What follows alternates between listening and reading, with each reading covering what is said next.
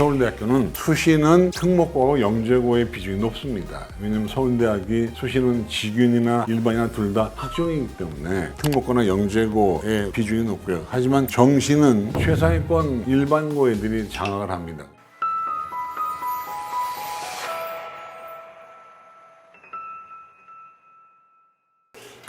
잘 보시죠. 가겠습니다. 이제 요즘에 이런 고등학교 입시를 둘러싼 요강에 대해서 요즘에 설명회가 많습니다. 설명회가 많은데 사실은 모든 설명회 자체가 일단은 그 개인의 주관적인 성향이 좀 강해서 제가 볼 때는 여러 사람들이 들을 때 이럴 수도 있고 저럴 수도 있고 그런 다양한 의견들이 있는데 오늘은 하여튼 제 의견에 의해서 한번 들어보시면 될 것 같고요. 제 양력입니다. 넘어갑니다. 오늘 이제 제가 얘기할 내용들인데요.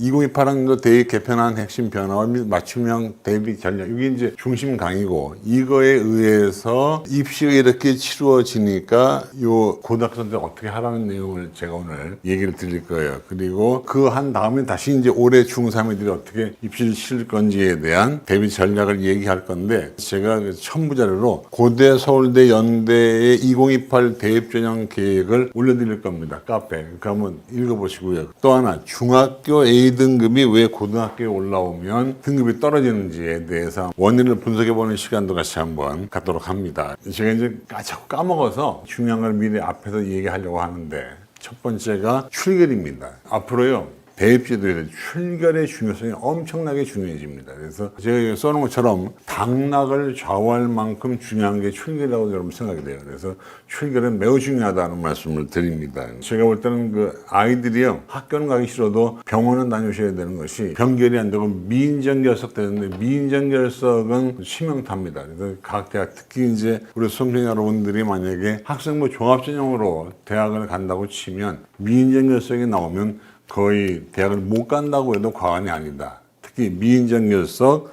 또는 미인정 결과는 안 좋습니다. 그러니까 가능하면 학교는 꾸준히 가시는데 만약에 정애가 학교를 가기 싫어하면 학교는 못 가더라도 병원은 다녀오셔야 된다는 말씀 드리겠고요. 그 다음에 두 번째는요. 서울대학교가 이제 모든 입시에 하나의 그 규범이 되는데 이를테면 영재고나 과학고나 아니면 일반고 자사고 등등의 그 서울대 데이터 이 데이터를 우리가 보면 어떤 고등학교를 가는 것이 어떻게 좋은지가 나옵니다. 그러니까 특목고에 가면 어떻게 대학을 가야 되고 자사고에 가면 어떻게 대학을 가야 하는지가 나와 있는 것이 이제 서울대 데이터이기 때문에 이건 좀 이따 우리가 볼 거고요. 그 다음에 또 하나 이제 우리가 이제 일반고 사실은 고민이 많아요. 일반고나 자사고나 특목고나 이런 고민이 많은데 일반고를 갔을 때 우리가 흔히 내신받기가 유리하다고 얘기하지만 그러나 강남인 경우는 내신받기가 유리한 것도 아니죠. 근데 그럼에도 불구하고 사실은 모든 대학 입시에서 학생부 교과 전형인 같은 경우는 의무적으로 10% 이상 뽑게 되어 있기 때문에 제가 볼 때는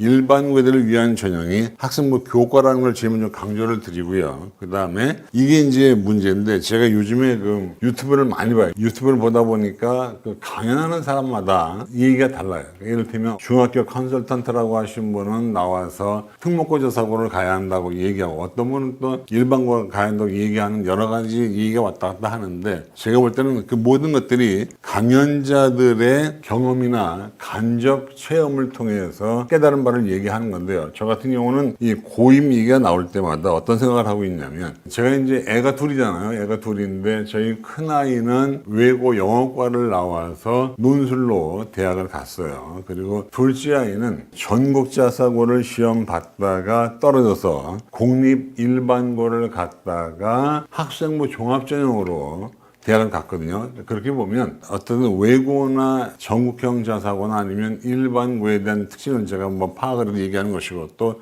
저 자신이 과거에 여자고등학교 일반고에 근무했었기 때문에 그런 경험도 있고 또 저희 아내가 특성화고 교사였기 때문에 어쨌든 제가 강조하는 내용은 내가 해보니까 이렇다라고 하는 내용을 여러분에게 말씀을 드리는 거예요. 그 다음에 이제 이게 문제인데 뭐냐면 사실은 아무리 누가 뭐라고 해도 고등학교의 선택은 개인차가 있습니다. 그래서 어떤 친구가 이제 일반고에 가서 대학을 갈 때 어떤 친구는 외국에 가서 대학을 갈 때 개인차가 있기 때문에 이걸 뭐 뭉뚱그려도 설명하기 어려울 것 같다는 생각이 들고, 그 다음에 이제 이게 중요한 건데 뭐냐면 2027년 실제로 2028 입시를 치르고 2030 입시 재설, 이게 무슨 말이냐면 대학교 입학 요강이 지금 나와 있잖아요. 나와 있는데 어떤 문제가 있냐면 2028 요강은요, 대학들이 입시를 치러보지 않고 만든 거예요.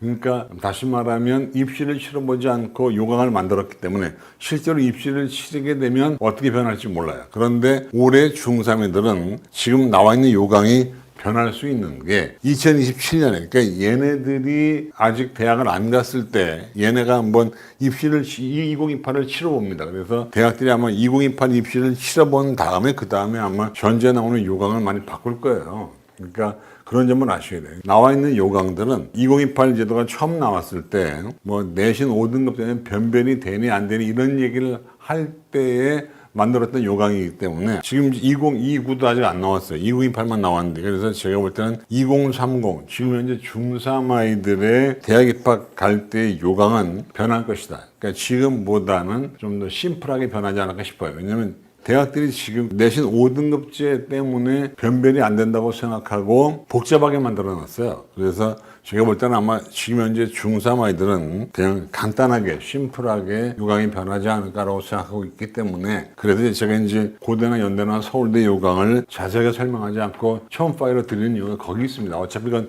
변할 거기 때문에. 그래서 그런 내용을 제가 제일 먼저 말씀을 드리겠고, 또 이따가 다시 한번 결론 삼아 얘기하겠지만 누가 뭐라고 해도 교과 지식이 가장 중요합니다. 그러니까 누가 뭐라고 해도 입시라고 하는 건 수학, 국어, 영어, 과학, 사회라기 수국영과사라고 하는 요 교과 지식이 다 중요해요. 전략이고 뭐고, 제가 볼 때는 제가 이제 입시를 치러본 것이 그렇게 짧은 세월은 아닙니다. 그러니까 제가 이제 1986년부터 입시를 치렀으니까 지금 이제 한 40년 정도 했는데 해보니까 느끼는 건 뭐냐면 누가 뭐라고 해도 국영어 수학 교과 지식이 좋은 애가 좋은 대학 가더라라고 하는 같은 변함이 없다는 말씀을 드리겠고요. 그럼 이제 지금부터 한번 제가 준비한 내용을 보겠는데, 이건 무슨 얘기냐면 어떤 분이 그런 얘기를 했어요. 서울대학교 같은 경우에 합격자 명단, 지역균형 선발의 추천자 명단을 받기 때문에 서울대학은 블라인드 처리를 안 한다고 해도 과언이 아니다는 얘기를 하는데, 거기에 대한 답변을 제가 가져온 겁니다. 그래서 이건 얼떨떨한 얘기 같지만 서울대가 직위 추천 명단을 받기 때문에 블라인드가 안 된다는 말도 있어서, 그래서 제가 이제 답변을 드리는데, 서울대학은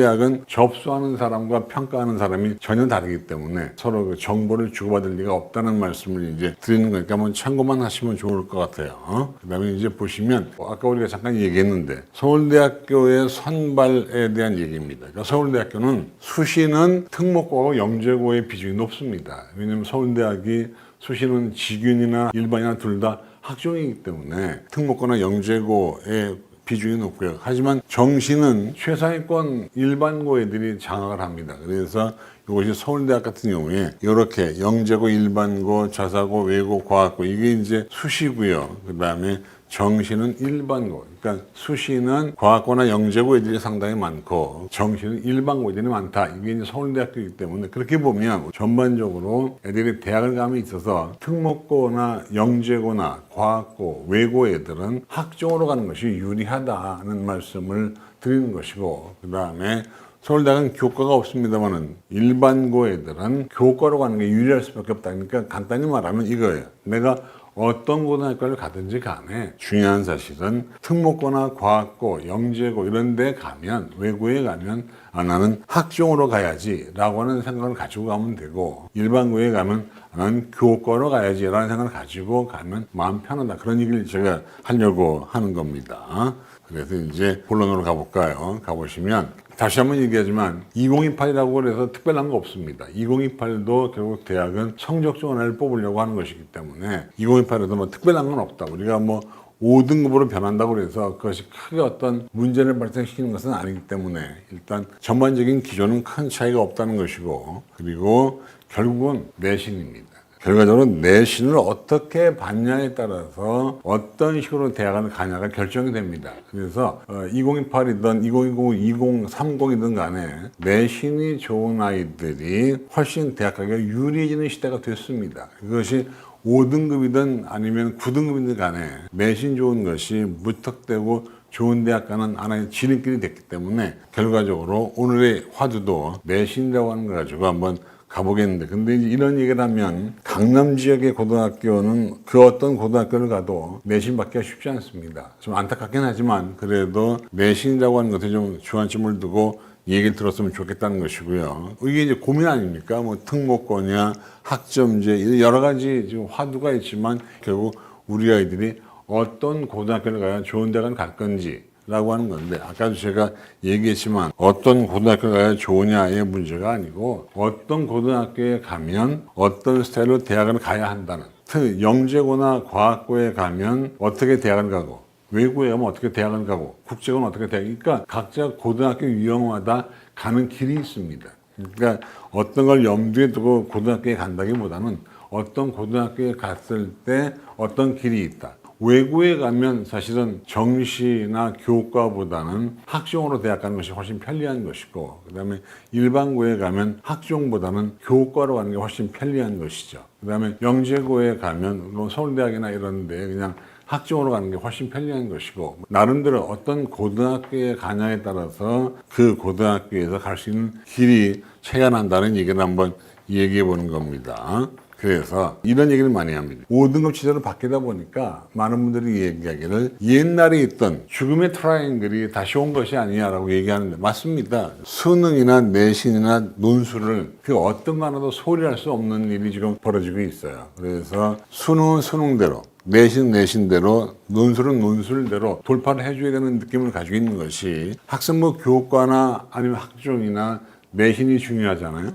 그런가 하면 수능 최저가 있으니까 수능이 더 중요해졌고, 또 어차피 내신이 안 좋고 수능이 안 좋은 애들은 논술로 돌파하는 수밖에 없기 때문에 이 세 개의 트라이앵글을 우리가 돌파를 해줘야 되는 장벽일 수밖에 없어요. 여기 제가 써놓은 것처럼 그냥 돌파하는 수밖에 없다. 내신은 내신대로, 수능은 수능대로, 논술은 논술대로. 예를 들면 이런 거죠. 내신에 변별력이 없다고 생각하는 대학인 경우는 면접을 강화해서 면접으로 뽑잖아요. 예를 들면 서울대 같은 경우는 수능 최저를 없애고 면접을 강화했잖아요. 이런 식으로 해서 대학들마다 이 세 개를 적절하게 굴려서 애들을 뽑기 때문에 이 세 개를 우리가 어쩔 수 없이 다 할 수밖에 없다는 말씀을 드리겠고요. 이게 이제 2025에 1학년들 들어간 애들의 입시, 이게 올해 이제 고2 애들인데, 고2 애들은 선택 과목 유불리가 해소가 되는 공통 수능을 치르고 있고, 학점제가 전면 시행됐습니다. 근데 사실 원래 학점제라고 하는 것은 진로와 적성을 통해서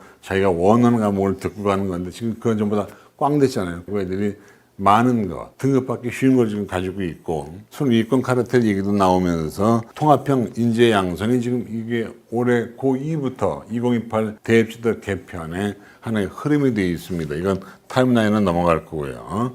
요거는 나중에 여러분 그 카페에 올려드린 그때 보시면 돼요. 그 다음에 이건 이제 수능 개편입니다. 근데 한마디로 공통입니다. 그리고 여기서 우리가 주의할 건, 수능이 공통 수능으로 바뀌니까 문제가 쉬워져서 변별이 안 된다는 얘기를 많이 하는 분도 있는데, 여러분 아시겠지만 공통 수능이라는 거하고 문제가 쉽다는 건 전혀 별개의 문제입니다. 공통 수능이다 하더라도 문제는 얼마든지 어려울 수 있고요. 또 얼마든지 변별력은 갈 수 있기 때문에 그런 점을 여러분 아셨으면 좋겠습니다. 그래서 수학 같은 경우 이제 이런 게 시험 범위인데다가 미적분 투하 기하는 이건 제외하는데, 이건 이제 면접을 통해서 체크하기도 합니다. 그 다음에 이공계 수학 내신으로 대체하고 있고, 심화 수학이 제외가 됐고, 탐구는 통합수의 통합과학인데, 사실은 이따가 또 잠깐 얘기하겠습니다만은 문과 애들이 통합과학을 하는 거고요. 이과 애들이 통합사회를 하는 건 또 약간 다릅니다. 느낌이 다르죠. 그러니까 이과 성향의 아이가 통합사회를 하는 거는 크게 문제가 안 되는데, 문과 성향의 아이가 통합과학을 하는 건 사실은 부담이 크거든요. 근데 걱정할 게 없는 것이 100개 정도 대학이 수능 최저 같은 거 할 때 탐구를 2개 중에 하나를 써주는 대학이 많기 때문에 특히 문과에 이렇게 부담 안 가져도 된다는 말씀을 드리는 것이고요. 그 얘기입니다. 문과 지망자가 과학 탐구가 부담스럽다라고 하는 어떤 지적에 대해서 제가 조사해 보니까, 통합과학의 수능 필수 응시로 들어오면서 문과들이 부담스러울 수는 있지만 2개 중에 하나, 그러니까 사탐이나 과탐 가운데 하나를 반영하는 대학이 많기 때문에 크게 부담스럽지 않아도 되겠다. 그래서 실제로 수시 수능 최저 적용 방식은 생각보다 완충 장치가 있다. 그러니까 한마디로 탐구를 하나만, 사탐이나 과탐 두 개 중에 하나를 반영하는 데가 많기 때문에 문과들이 걱정할 필요는 없었다는 말씀을 드립니다. 그래서 이제 요거는 2028 대입제도의 흐름 자체가 학종으로 흐르고 있다. 이제 요즘에 교과의 학종화, 학종의 교과라고 해서 교과 전형도 정성평가가 많이 늘어났어요. 그러다 보니까 무게중심 자체가 학종으로 흘렀다는 말씀을 드리는 거니까 그렇게 아시고요.